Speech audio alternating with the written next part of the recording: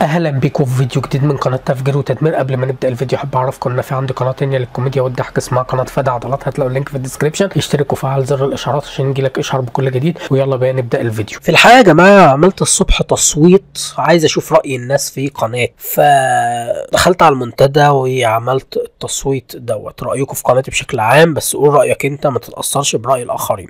قرب 50% اختاروا ضعيفة، و35% متوسطة، و17% بس ممتازة. طبعا هو ده ما بيعبرش عن رأي الأغلبية، لأن للأسف اللي صوتوا 2100 صوت بس يعني نقدر نعتمد على الآراء دي. في الأول بصراحة أنا اتضايقت، لأن يعني 48% من الناس شايفين، أو قرب 50% من الناس شايفين قناتي ضعيفة، بس بعد كده اتبسطت.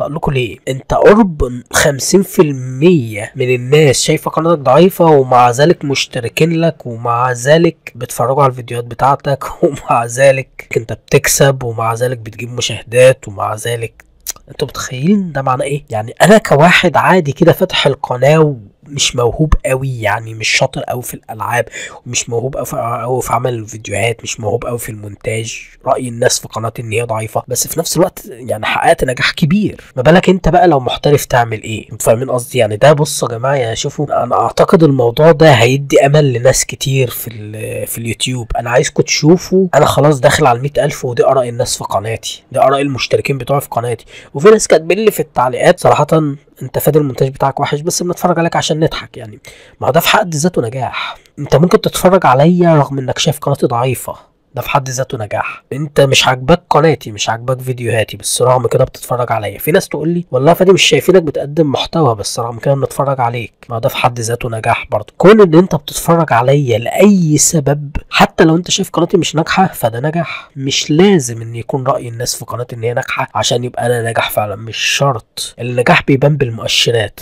بيبان من خلال انت مشاهداتك قد ايه، جبت كام مشترك، طب كسبت ارباح قد ايه. دي كلها نجاحات اوليه، يعني بتبين ان انت نجحت. اما الاراء دي ممكن تفيدني في ايه؟ الاراء دي ممكن تفيدني بقى عشان ابدا ارضي الناس اكتر. يعني برضو ايه، مش معنى ان انا بجيب مشاهدات كويسه وبجيب فلوس كويسه من اليوتيوب يبقى خلاص بقى مش مهم ان قناتي تبقى كويسه، او مش مهم الناس تكون راضيه. لا، ممكن نبدا بقى بالتدريج نرضي الناس.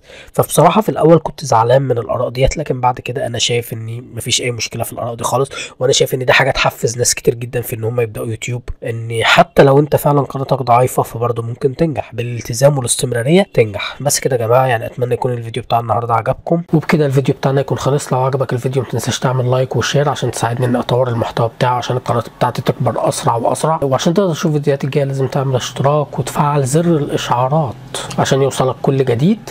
وشكرا جدا ليكم، والى لقاء اخر في فيديو جديد.